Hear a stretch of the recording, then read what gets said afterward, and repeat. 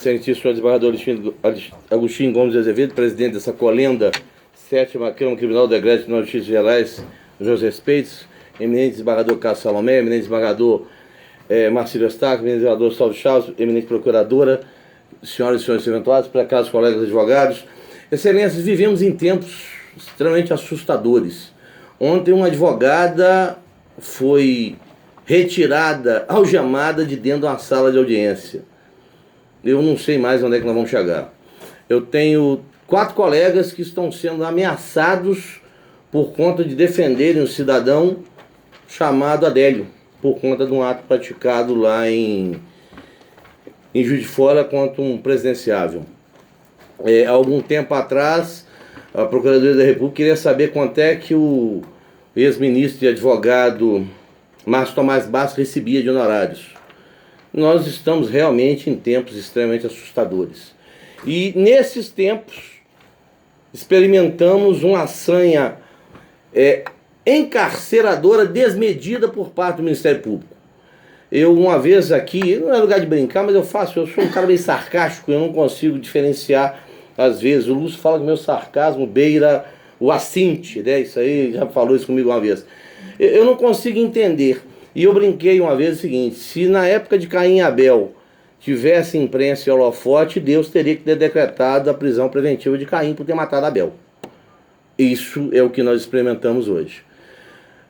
No ano pretérito, dentro da boate Hangar, um cidadão que, segundo o seu colega, que com ele foi aportar naquele lugar, estava traficando drogas. Foi pilhado com drogas. A ação de 2 seguranças de uma empresa devidamente registrada na Polícia Federal, que estavam trabalhando, não estavam ali fazendo molecagem, estavam trabalhando, guarnecendo a segurança de 3.000 pessoas que estavam naquele habitáculo. Foi necessário emprego de força física para conter o Alan. Pois bem, a determinada altura, um mata-leão foi levado a efeito e esse moço teve uma fratura no pescoço e detectou-se um estrangulamento como causa-mortes. Carlos e William, seguranças contratados pela empresa que prestava serviço ao hangar, lá estavam, reitero, trabalhando, não estavam fazendo molecagem. Evitaram a tragédia maior de um indivíduo que saía desembalado da carreira para o meio de uma multidão e, por uma fatalidade, esse indivíduo veio a óbito. Aqui tratamos de um recurso em sentido estrito manejado pelo Ministério Público, buscando segregar o Delmir. Eu vou dizer a Vossas Excelências que, além de uma questão profissional, tem uma questão pessoal. Eu sou amigo do proprietário da empresa, tenho amizade com o Delmir desde o tempo que eu era policial. Acho que eu tinha cabelo na época que nós começamos a ter amizade. Esse moço foi alvo de uma prisão temporária. Delmir, Carlos e William. Esses 3 ligados à empresa que eu represento na seara civil e os represento na área criminal. 2 outros indivíduos, Fabiano e PH, Paulo Henrique. Indivíduo esse que se passava por policial, que aportou naquele momento, que não tem absolutamente nada a ver com os fatos ensejadores da lide penal que tramita perante o primeiro tribunal do júri. E um policial militar de nome Fabiano. Os meus patrocinados, o Carlos e o William, prestaram depoimento, declinaram: olha, tem 2 do hangar que faziam uma sangria, não são da segurança. Aportaram esses cidadãos lá, e o Alan, quando viu que ia ser preso, saiu correndo, foi alvo dessa gravata e veio a sucumbir. Vou discutir isso lá embaixo. Mas por que eu estou dando esse contexto? Porque o que aconteceu lá, um negócio chamado verdade, verdade real, que o desembargador Alexandre Vitor de Carvalho já disse no julgamento da revisão criminal de Wagner Lúcio da Silva. O que não existe em nenhum processo é verdade real. Mas esse fato, e tantos quantos homicídios existem por aí, tomou uma repercussão incomensurável. E eu avisei para os cidadãos, os 3, vocês vão ser alvo de prisão preventiva, prisão temporária. Mas não deu outra. E ainda falei com eles: permaneçam oculto, e eu vou discutir isso no tribunal. Pois bem, o Delmir e o Carlos não atenderam ao que eu falei e foram presos em casa. Antes do 30º dia, desembargador Agostinho, eu compareci no DHPP pela 2ª vez, porque na primeira o Estado não levou esse moço lá para ser ouvido. E ele tremia. ao ponto da escrivã pedir para ele parar de fazer barulho na mesa. Um homem íntegro, pobre, que nunca teve uma mácula na vida, que tem inscrição como vigilante da Polícia Federal, que é coordenador de turno.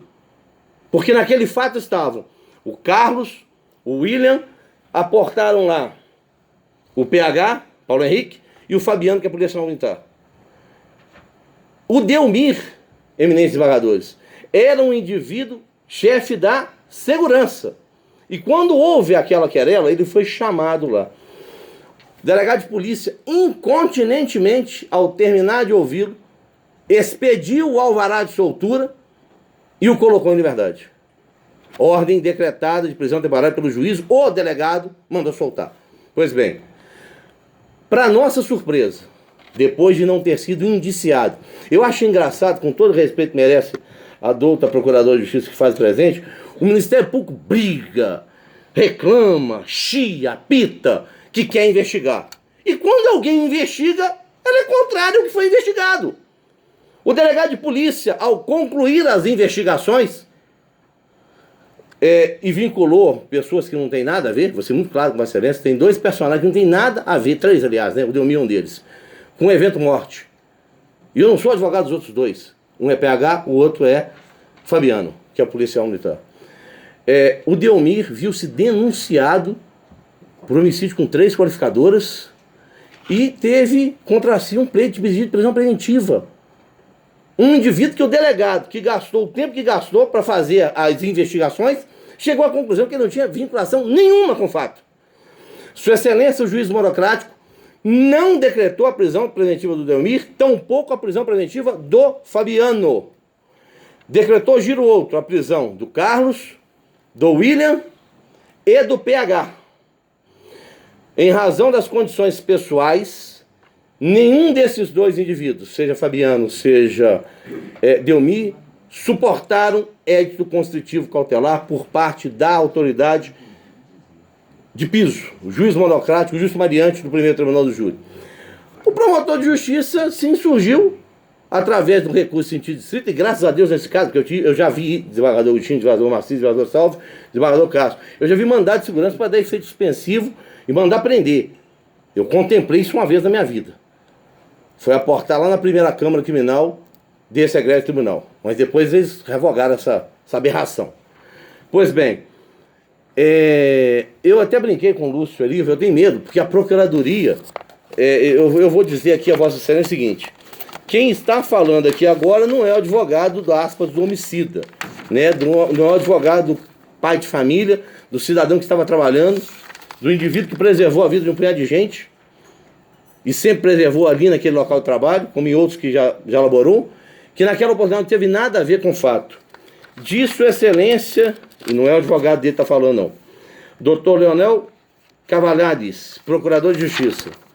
Como bem analisado na decisão fustigada, a que me adiro, a mera violência demonstrada no cometimento do crime não corroborada por outros elementos concretos, justificadores do decreto de prisão preventiva, não deve servir ao balizamento da sua decretação, especialmente depois das recentes alterações legais que passaram a conformá-la com absolutamente excepcional.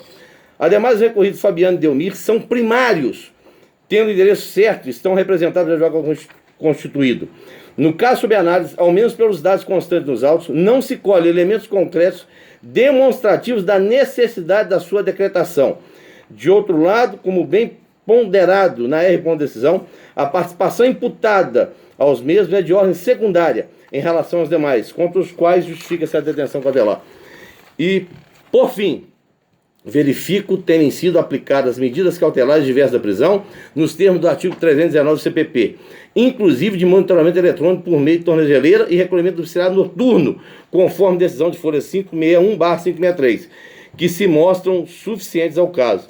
Destarte, somos pelo conhecimento, contudo, não provimento do recurso ministerial. Eu brinquei com o Lúcio, que é o seguinte: toda vez que o Ministério Público foi favorável a mim, eu perdi.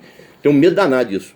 Mas nesse caso, Excelências, sendo sinceros, mas neste caso específico, eu vou ser muito claro. Indivíduo primário de bons antecedentes, com residência fixa, profissão definida, aportou em todos os atos processuais a que foi intimado. Apesar de eu ter avisado, bicho, sai de banda que você vai ser preso. E foi em casa para ser preso. Eu disse à época, me entrevistaram, eu falei, tá preso que é burro, porque eu falei para sair. Vai se curvar? Ontem eu fiz uma petição hoje, uma alegação final, em que o ministro Marco Aurélio fala que a fuga é direito do ser humano. Quem está falando isso é o ministro Supremo, não é o Quaresma, não é o advogado aspas do bandido. E nesse caso nós estamos tratando de nenhum bandido. Então, excelências, o que se vê nesse caso é uma sanha segregatória desmedida, incabida, inconsequente do órgão ministerial de primeiro grau, no sentido de segregar, por segregar, um indivíduo. Sabe por quê? Só porque deu holofote, só porque deu televisão, só porque deu a família do pranteado espalhando outdoor. E se fosse com seu filho, igual o filme que disputou o Oscar? Numa análise objetiva, qual ordem e por que a ordem pública foi abalada aqui? Em que circunstância? O que foi a conduta imputada ao Delmir, que não foi indiciado? Óbvio, não sou imbecil. Dom dos Vídeos é o Ministério Público. Mas se a autoridade policial, que perquiriu, que investigou, e eu lembro do professor Décio Gento Lúcio, fuçou os autos, fuçou a prova, não viu participação desse indivíduo, pediu a prisão dele, antes do término do lapso temporal da temporada, colocou na rua, que ordem pública que foi abalada em relação a este personagem? Nenhuma. Conveniência da instrução criminal. Qual notícia que a autoridade policial trouxe no fluir da peça informativa, dizendo que havia ali qualquer espécie de coação de testemunhas, suborno de peritos, imposição de qualquer mácula ao regular curso da investigação? Nenhuma. Garantia da aplicação da lei penal. Quem está dizendo que o cidadão tem profissão definida, endereço fixo, é o Ministério Público, não é nem o Quaresma. Então, abstraindo-se aí essas três circunstâncias, que a ordem econômica não se aplica ao caso Blitz, de onde é que vai a necessidade, num procedimento que, na semana passada, eu fiz carrear aos autos as alegações, a resposta à acusação do Carlos. Por que manter esse indivíduo preso? Por que segregá-lo? Um processo que será longo, incontestavelmente, e que não vai terminar em 90 dias, nem se Papai do Céu viesse na Terra e falasse, vamos tratar só desse processo, não termina em 90 dias. Então, no nosso insignificante modo de pensar, e aqui preocupado por conta daquilo que é uma chaga que eu carrego de toda vez o Ministério Público concorda com a gente sair com nossa pretensão rechaçada por essa corte, tanto aqui como em outros lugares, né, outras cortes e outras câmaras criminais. O que se pede aqui é o conhecimento por conta tempestivo. Então, o recurso pressuposto de admissibilidade da tempestividade devia ser anotado. Mas, no que se atém ao mérito, com base nas razões lançadas, nas contra-razões lançadas, e reforçada estas por aquele que serve de custos legis, porque eu tenho muito me deparado, não é com o fiscal da lei em primeiro grau, não. Eu tenho me deparado muito, tanto outros colegas, com um contundente, desembargador de Mival, os meus respeitos. Nós temos nos deparado muito hoje com uma questão diferente. É acusador oficial. Não tem o Ministério Público como fiscal da lei, mas como acusador. E por derradeira, Excelência, nesse minuto que acredito que me resta, eu queria ousar pedir a Vossa Excelência que se consignasse na sentada um voto de pesar pelo perecimento do doutor Odilon Pereira, que faleceu nesse domingo, vítima de um infarto fulminante. Ontem nós tivemos sessão, eu estive, salvo engano, foi nessa Câmara mesmo, estava funcionando aqui a 5ª Câmara Criminal, e foi até uma coincidência, né? Neste mesmo lugar, pela última vez, esteve o doutor Jair Nanar Lopes, com 92 anos, proferiu a última sustentação oral na 5ª. E na semana passada foi o doutor Odilon, que, vítima de um infarto fulminante, tomou-lhe a vida. E o Lúcio até falou que não vai sustentar mais, porque tem medo de poder ser o próximo, né? Mas, saindo dessa brincadeira, com muito pesar que nós tivemos essa notícia, um advogado competente, probo, honesto, que deixa na figura da Adriana Belli, extraordinária colega, que foi colega de Vossa Excelência na função de judicante junto ao TRE, no 5º Constitucional, e do Eduardo Belli, que é o nosso colega advogado também, a sua semente lançada e perpetuada. Então, com tais adminículos, Excelência, rogando vênia por qualquer excesso, o que se pede aqui é o que sempre alcanço, atendido ou não a minha pretensão quando tomo lugar nesse tribunal. Justiça, muito obrigado. Presidente.